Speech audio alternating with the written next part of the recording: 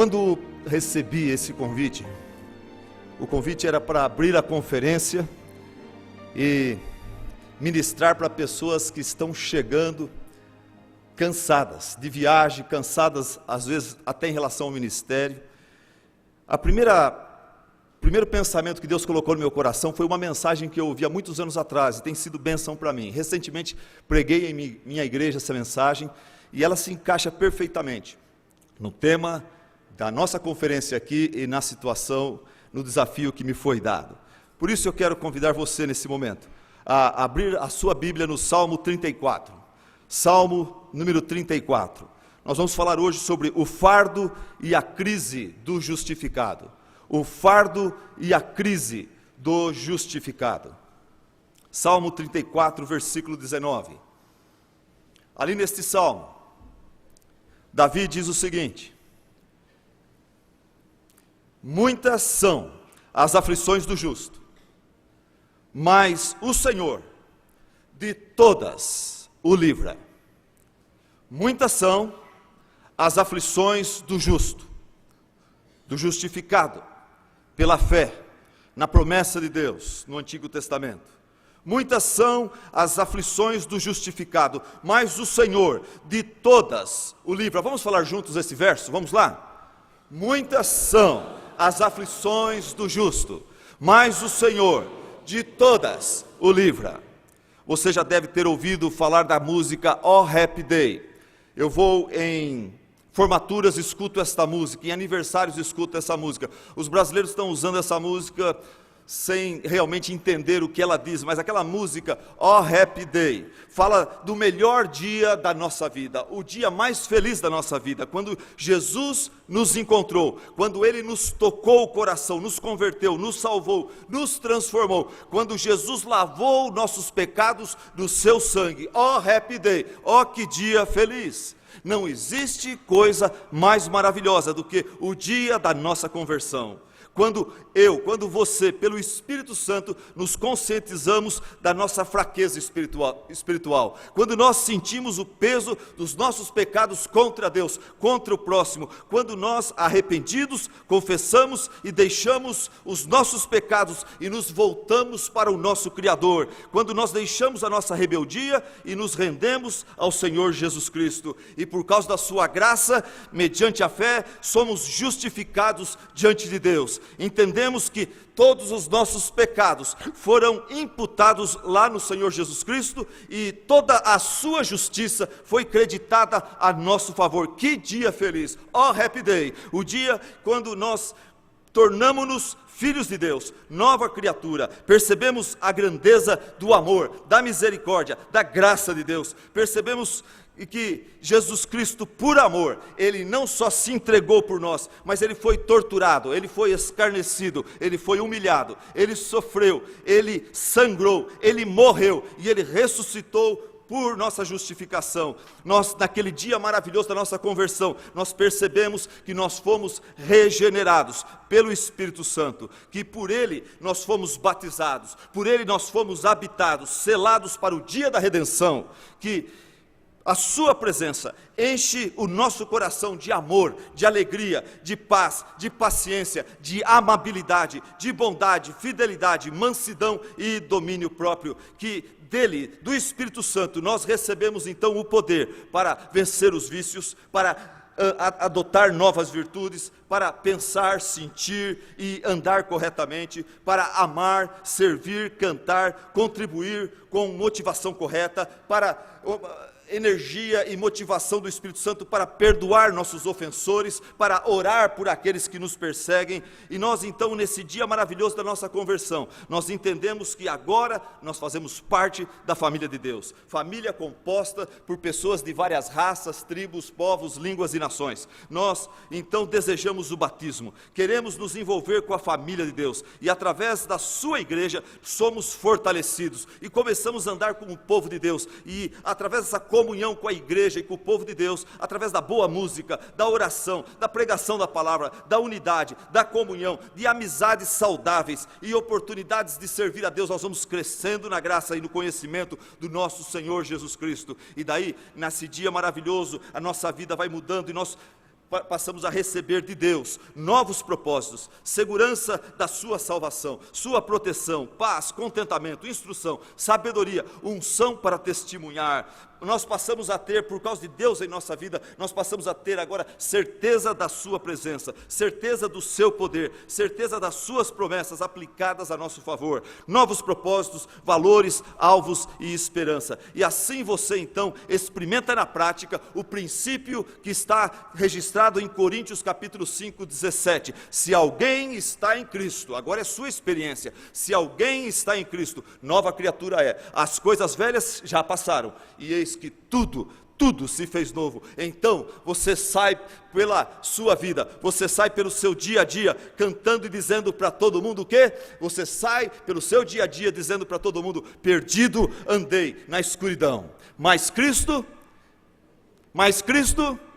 me encontrou, e com a luz do seu amor as trevas dissipou. Eu alegre vou na sua luz, pois Jesus agora me conduz. Desde que me achou, vamos cantar, desde que me achou, da morte me livrou, ando sempre alegre, Cristo me salvou. E então o seu lema justificado agora é o seguinte: Deus é bom o tempo todo Deus é bom. Fala comigo: Deus é bom o tempo todo, Deus é bom. E você está feliz, contente, nova vida em Cristo, novos relacionamentos, novos propósitos, novos valores, e tudo vai caminhando de bom para melhor, uma delícia. Você não quer voltar para a velha vida por nada, mas, num dia que você jamais esperava, num dia lá, um bendito dia que você menos aguardava, um dia que você jamais vai esquecer, de repente a sua vida fica complicada, e você parece que está desmoronando, e as coisas começam a ficar difíceis, e problemas que você jamais imaginava, eles surgem, e você então começa a conhecer o outro lado da vida do justificado, o outro lado da vida cristã. Por alguma razão, as suas bênçãos se transformam em provação. Por alguma razão, a sua alegria se transforma de repente em tristeza. Por alguma razão, o seu cântico de repente se transforma em choro. Sua plenitude espiritual em sequidão. Sua unção em hipocrisia. O que é que aconteceu? O que é que aconteceu com esse justificado? Talvez foi um telefonema. Um bendito telefonema, talvez foi um e-mail, talvez foi uma consulta ao médico, talvez foi o resultado de um exame médico, talvez foi um desentendimento com um irmão, com um parente, com um sócio, com um patrão, talvez foi uma notícia desagradável sobre o seu filho, sobre sua esposa, sobre o seu marido, talvez foi uma perda, talvez foi um roubo, talvez foi uma traição, talvez foi um problema lá na igreja, pastores. Um dos seus líderes forçou a barra com você, o seu coral está desafinando, você não sabe como fechar aquilo lá, o seu diácono está encrencando, os seus introdutores estão relaxando, as senhoras da sua igreja, em vez de se encontrar para oração, estão se encontrando para fofoca, e o líder de jovens ficou com uma moça lá, e todo mundo está sabendo, e o que acontece? A verdade é que você de repente foi introduzido ao outro lado da vida cristã, um lado que envolve aflição, frustração, tristeza, dor, desconforto, dificuldade, e esse lado é real, não adianta você tentar dissimular, fingir que não está acontecendo, é real. Jesus nos alertou sobre esse lado da vida cristã, ninguém está isento a ele. Até mesmo um servo de Deus como Davi, esse servo maravilhoso de Deus, esse homem que foi escolhido por Deus, esse homem que foi abençoado por Deus, que foi tão usado por Deus, esse homem segundo o coração de Deus, esse homem tão ungido, que bastava o dedilhar, o tocar da sua harpa, que ele conseguia assim, pela unção do Espírito Santo, expulsar os demônios de Saul. Mas esse homem também conheceu o outro lado da vida cristã. No início desse salmo aqui, nós encontramos Davi celebrando, louvando, alegre, feliz, dizendo: bendirei ao Senhor o tempo todo, os meus lábios sempre o louvarão, a minha alma se gloriará no Senhor. E ele vai falando, versículo 1, 2, 3, 4, 5, falando de alegria, de júbilo, de celebração. Ele está feliz no Senhor, mas não sei o que acontece. Davi, de repente, ele é chamado, algum telefonema o interrompe, e ele para o salmo para continuar depois, e alguma coisa rouba a sua alegria, rouba a sua paz, rouba a sua tranquilidade. E quando ele volta no salmo, no versículo 19, ele muda o tom, ele muda a ênfase, e ele fala o quê? Muitas são as aflições do justo. Muitas são as aflições do justo. Minha tese hoje à noite é esta: nesta frase, muitas são as aflições do justo, mas Deus de todos a livra. Nesta frase, Davi revela a existência de um outro lado da vida cristã, que nós não gostamos de falar a respeito dele, mas é real, e Davi fala sobre isso.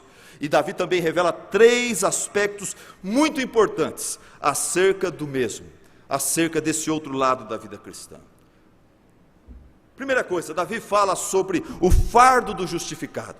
O fardo do justificado, ele diz: muitas são as aflições do justo.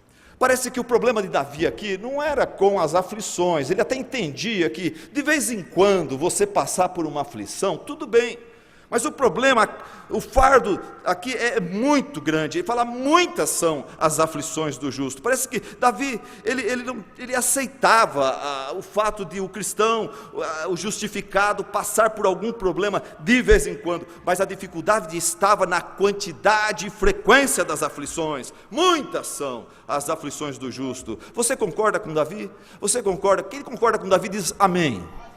Eu concordo com Davi, porque quando não é uma coisa que incomoda o pastor, a esposa do pastor, o servo de Deus, é outra. Quando não é uma coisa, é outra. Quando não é lá em casa, quando você conserta o fogão, estraga a geladeira. Quando você conserta a geladeira, estraga a máquina de lavar. Quando você conserta a máquina de lavar, estraga o chuveiro. Quando você conserta o chuveiro, é a válvula da caixa d'água que estoura. Quando não é o IPVA, é o IPTU. Quando não é IPTU, é o material escolar das crianças. Quando não é o aluguel, é a reforma da casa própria que nos abala e nos derruba financeiramente. Quando não é o preço da gasolina que está em alta, é o preço do remédio que está em alto. Quando não é despesa extra inesperada com o dentista, é uma despesa inesperada com o oculista, e assim vai. Você se livra de um inimigo, ou consegue acertar-se com o inimigo, e surge logo um problema com um amigo, com um patrão, com um sogro, com um filho, com um vizinho. Quando não é a solidão que nos incomoda, é o número de pessoas ao nosso redor, o barulho, a correria que nos estressa. Quando a saúde está em alta, a conta bancária está em baixa. Quando a diabetes abaixa, a pressão sobe. Quando a família está fácil, o ministério fica difícil. Quando os negócios esquentam, é a vida espiritual que esfria. E nós somos atacados diariamente por tentações, propostas pecaminosas, crise ministerial, ansiedade, medo, ira, inveja, falta de fé, dúvidas, desânimo. Muitas são as aflições do justo. Esse é o fardo que Davi sentia. Não é que o justo passa por aflição, muitas são as aflições do justo. Daí, em segundo lugar, Davi fala sobre o conflito do justificado. Ele falou sobre o fardo do justificado, agora ele fala sobre o conflito do justificado. Ele fala: muitas são as aflições do justo. Davi revela aqui a sua crise. Quando ele fala muitas são as aflições do justo, ele revela a sua crise em 2 palavras: aflições e justo, na mesma frase. É aí que está a crise de Davi. E eu concordo com ele. E eu acho que você vai concordar com ele também. Porque nós não teríamos problema nenhum se a palavra de Deus dissesse, se o Espírito de Deus tivesse revelado para ele o seguinte: muitas são, Davi, as aflições do ímpio. Muitas são as aflições do ateu, do crente nominal. Muitas são as aflições do pastor mercenário. do pastor que está no ministério por dinheiro, muita ação. Aí eu entenderia, eu aceitaria muito bem se o Espírito dissesse muita ação, as aflições do tolo, do preguiçoso, do idólatra, do ganancioso, do corrupto, do mentiroso, do soberbo, do criminoso, do assassino. Eu entenderia isso, porque a minha mente já está programada, ela compreende perfeitamente a lei da semeadura. Gálatas 6,7, Deus não se zomba, aquilo que o homem semear, isso também ceifará. Oséias 6,7, quem semeia vento colhe, é a lei da semeadura. Mas aqui nesse texto o Espírito disse para Davi, o justo passará por muitas aflições. Se isso é verdade, então nós temos que entender que sim, o pecado, a lei da semeadura é verdadeira. A lei da semeadura é verdadeira. O homem, aquilo que o homem semeia, ele também ceifa. Se ele semear na carne, ele vai colher corrupção. Então, o pecado gera aflições, mas nem sempre, nem toda aflição é fruto do pecado. Outra coisa, muitas vezes, esse texto está dizendo que o Filho de Deus, debaixo do amor e soberania de Deus, passa por aflições. Por isso, cuidado com os pregadores do Evangelho da Prosperidade, cuidado com aqueles que ensinam a gente e as nossas congregações a rejeitar a aflição, com frases de efeito do tipo, em nome de Jesus está amarrado, eu declaro, eu rejeito, eu tomo posse, eu profetizo, eu não aceito isso, Senhor. Eu quase bati num membro da minha igreja que falou isso. Falei, aonde você está aprendendo isso? Do meu púlpito certamente não é, você está assistindo muita televisão. Esse negócio de eu não aceito, eu rejeito, quem é você para rejeitar? Quando o próprio Senhor Jesus Cristo prometeu para os justificados, no mundo tereis aflições. Quando o próprio Deus disse para Davi, muitas serão as aflições do justo. Quando você for tentado a cair para este lado do Evangelho da Prosperidade, eu digo para os membros da minha igreja, faça um pequeno estudo no livro de Jó. Lá Jó, no meio de todas as suas aflições, esse homem justo, esse homem íntegro, no meio de tantas aflições, a sua vida de repente desaba, a sua esposa perdeu a fé. E Jó naquele tempo já, mesmo que não tinha televisão, mas ele teve acesso a pregadores da teologia da prosperidade. Esses vieram visitá-lo. E esses só ficavam perguntando o seguinte, quem é? O que você fez, Jó? Qual que é o seu pecado? Para Deus te castigar desse jeito, tem que ter pecado. Jó, abre o jogo, Jó. Fala, revela, confessa. O que encobre as suas transgressões jamais prosperará. Jó, você não sabe disso? Jó, Deus é justo, Ele jamais permitiria acontecer alguma coisa assim terrível com você, se você não tivesse culpa no cartório.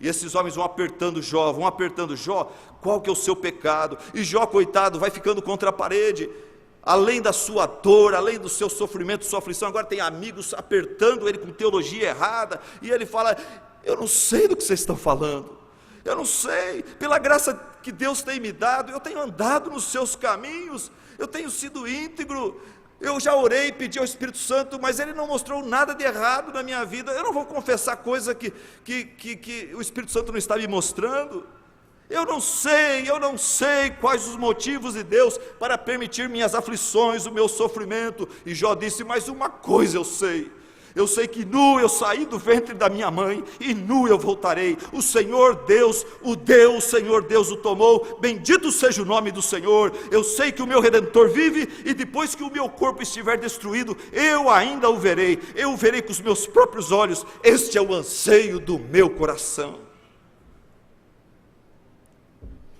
Isso significa o que para mim e para você? Isso significa para nós pastores, que você pode ser um pastor fiel, puro, consagrado, sincero, e mesmo assim passar por aflições.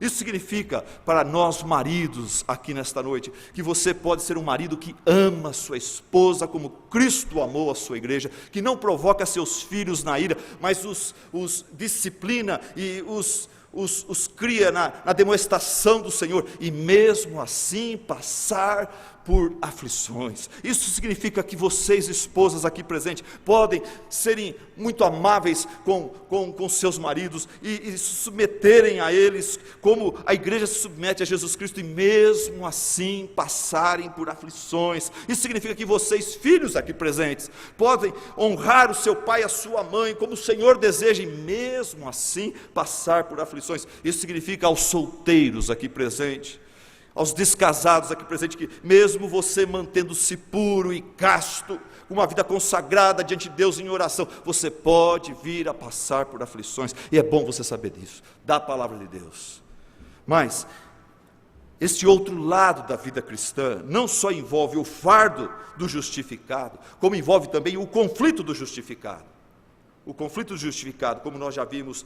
E em terceiro lugar, eu tenho prazer agora em passar para vocês essa última parte da nossa mensagem, que é a promessa para o justificado.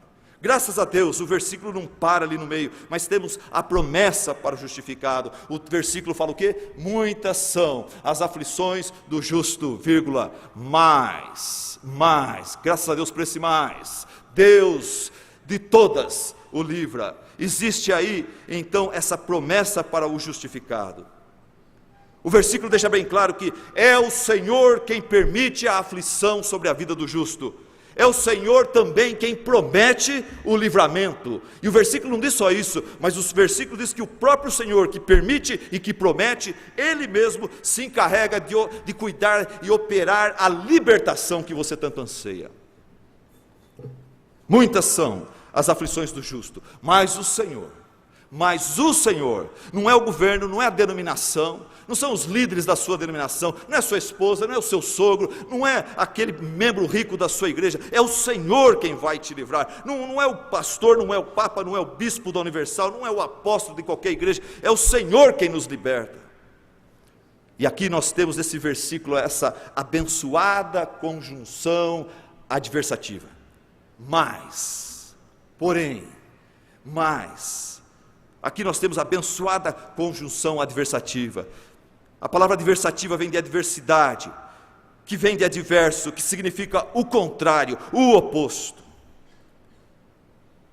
Se alguém, senhoras aqui presentes, mulheres, moças aqui presentes, se alguém chegar para você na igreja, acontece isso muito antes do culto e depois do culto.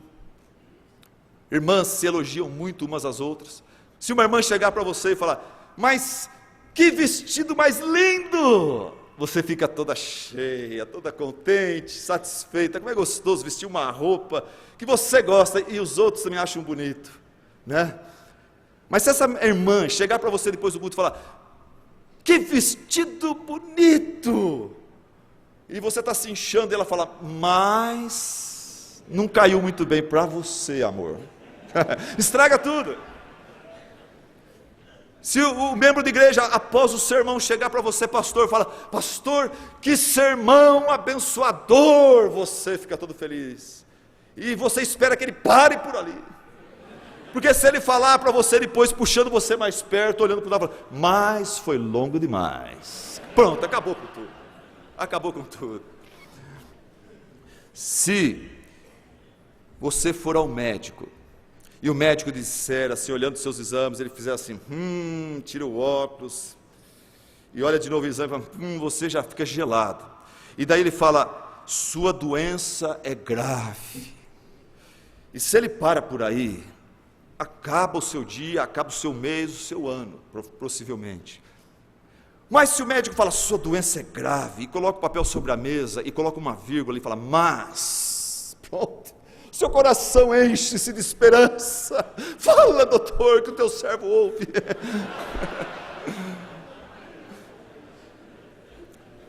A conjunção adversativa, ela inverte o que a frase começa a afirmar, ela coloca ao contrário.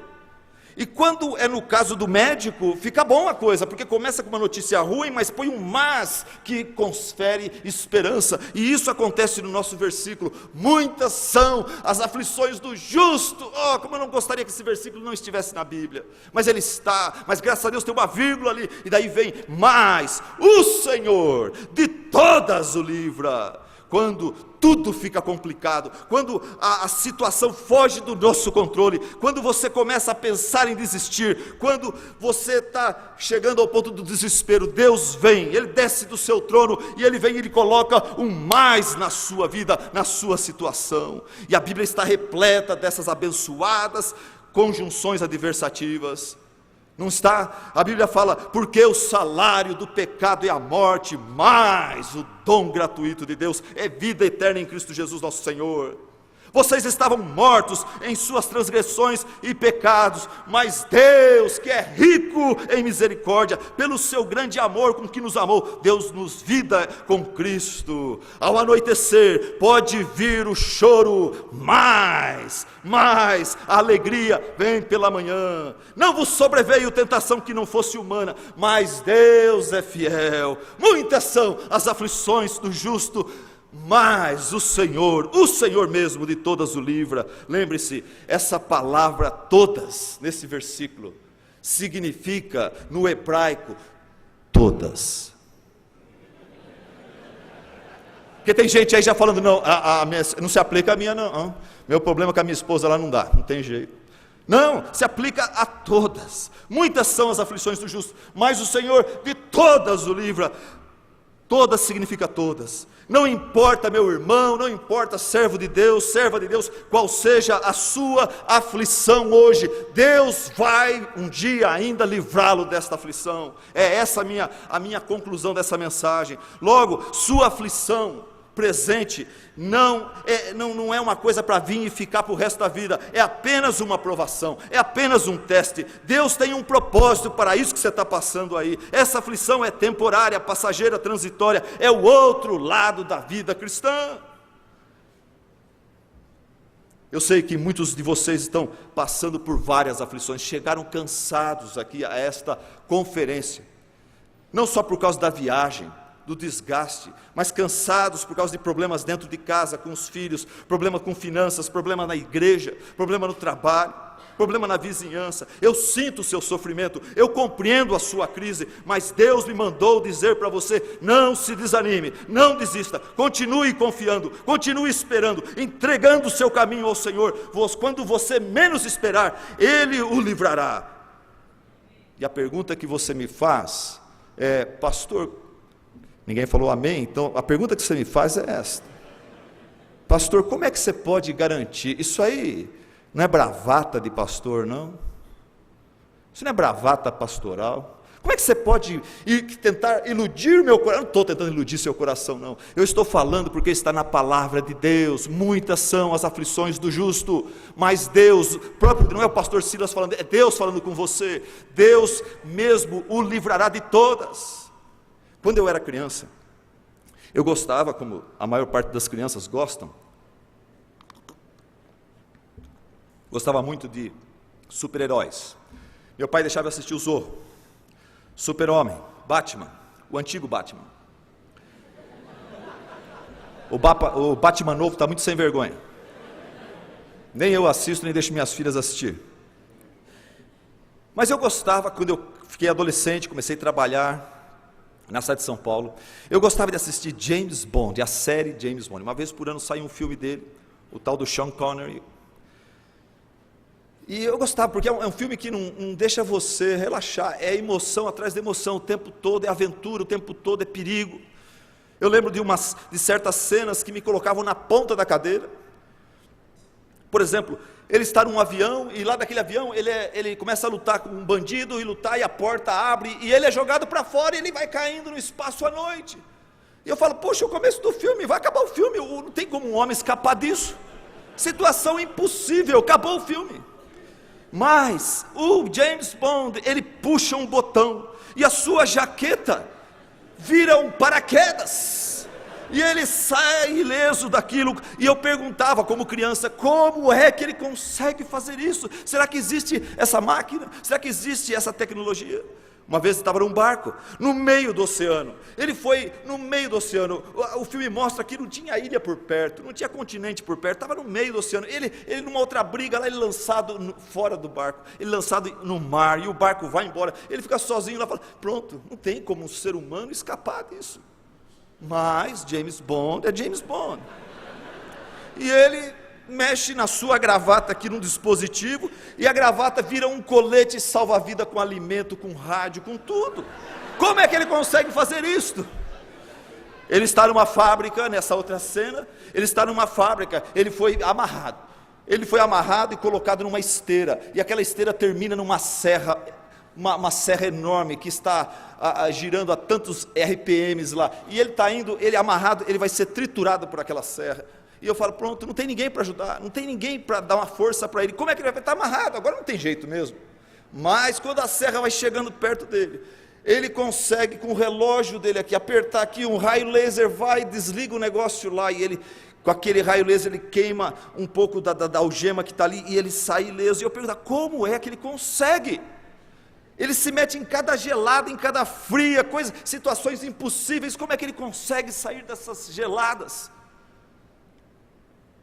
Recentemente, saiu no Discovery Channel uma série, James Bond, Segredos de James Bond. Preciso assistir essa série, preciso saber como é, qual o segredo dele. E eu desliguei o telefone, mandei a família embora, fechei tudo, liguei a televisão e fiquei lá, vendo aquilo. Falei, tem que saber agora, como é? E o filme foi mostrando, foi dando a parte histórica primeiro, depois o filme foi explicando os segredos, e eu entendi, e o meu coração descansou. Eu falei, agora eu sei porque que o James Bond sempre se mete em encrenca, mas ele sempre sai das encrencas. Sabe qual a resposta, quer saber? Vamos deixar para o próximo capítulo? Não, deixa eu falar agora. Sabe por que James Bond sempre se livra? Ele se livra porque eu descobri nesse noticiário, era coisa séria, mostrando os bastidores do filme. Eu descobri que a razão por que ele sempre escapou é porque por trás de James Bond tinha o autor da história de James Bond, que escrevia e determinava tudo no seu roteiro, no seu script, que ia acontecer, os perigos que ele ia entrar e como ele ia sair. Isso tem tudo a ver comigo e com você, ou não tem? Eu estou dizendo para você aqui pela autoridade da palavra de Deus que você está no meio de aflição e vai passar por mais aflições, mas Deus vai livrar você de todas, porque Ele é o autor e o responsável, soberano pela história da sua vida. É Ele que tem o script na mão. É Ele que permite você entrar na aflição, é Ele que promete o seu livramento, e é Ele que realiza o seu livramento. Por isso, povo de Deus, eu posso dizer para vocês, muitas são as aflições do justo, mas o Senhor de todas o livra. Filho de Deus, nenhuma arma forjada contra você prevalecerá, diz o Senhor. Maior é aquele que está em nós do que aquele que está no mundo. Sabemos que todas as coisas cooperam juntamente para o bem daqueles que amam a Deus, inclusive as aflições. Bendito, disse Pedro, bendito Deus e Pai do nosso Senhor Jesus Cristo, que segundo a sua muita misericórdia, nos regenerou para uma viva esperança, para uma herança incorruptível, reservada nos céus, para vocês que são guardados, protegidos pelo poder de Deus. Quem tentará acusação contra os eleitos? É Deus quem os justifica. Quem os condenará? Quem os separará do amor de Cristo? Será a tribulação? Será a angústia, perseguição, fome, nudez, ou perigo, ou espada, ou as muitas aflições? Será que elas vão nos separar do amor de Cristo, da vida eterna que Deus tem para nós, da sua paz, da sua comunhão, das suas bênçãos? Não, não, porque em todas estas coisas, diz o apóstolo Paulo, somos mais do que vencedores por meio daquele que nos amou. Filhos de Deus, servos de Deus aqui presente, não andeis ansiosos de coisa alguma. Durante essa conferência, não fique ansioso com problemas que estão lá. Curta, Deus te trouxe aqui para você curtir as bênçãos aqui, para você recarregar as suas energias aqui. Confia no Senhor, deixa o Senhor trabalhando lá. Se há alguma coisa errada lá que você precisa voltar e acertar, Assuma já esse compromisso com o Senhor. Eu vou voltar, eu vou falar com o ciclano, vou pedir perdão, mas eu vou curtir as bênçãos de hoje, aqui na conferência hoje. Não andem ansiosos de coisa alguma, mas em tudo pela oração e súplicas, e com ações de graças, apresente seus pedidos a Deus, justificados do Senhor. Não desanimem, não desistam. Olhem para Jesus, esperem no Senhor. Ele é a nossa rocha, rocha eterna, rocha espiritual, rocha que não se abala, forte, firme, suficiente. E por isso nós podemos encerrar esse sermão cantando: que consolação tem o meu coração, descansando aonde? No poder de Deus. Vamos cantar, vamos colocar em pé, vamos cantar. Que consolação tem meu coração, descansando no poder de Deus. Ele tem prazer em me conceder, descansando no poder de Deus. Descansando nos eternos braços do meu Rei, vou seguro, descansando no poder de Deus. Querido Deus e Pai, ajuda cada um de nós, Pai, a colocar agora em prática, Senhor, em ação aquilo que acabamos de ouvir. Ajuda-nos, Pai, a vivermos aquilo que aprendemos, Pai. Ajuda-nos a confiarmos no Senhor, na sua graça, na sua soberania, no seu grande amor. O Senhor nos chamou, o Senhor nos justificou, o Senhor está nos santificando e o Senhor vai nos glorificar. E nós podemos confiar na sua perfeita obra em nossas vidas. E assim, Senhor, não permita que nenhum serva tua, Senhor, durante esses dias, fique dominado, Senhor, paralisado por ansiedade, mas que aqui o Senhor possa estar tendo livre acesso à nossa mente, ao nosso coração, através da comunhão, através do descanso físico, através, Senhor, das mensagens da Tua Palavra, que nós possamos estar crescendo e nos fortalecendo, para voltarmos mais bem preparados, mais fortalecidos para continuar a obra que o Senhor tem para nós, aonde o Senhor nos colocou. Em nome de Jesus te louvamos, porque o Senhor é Deus maravilhoso. Amém. Amém.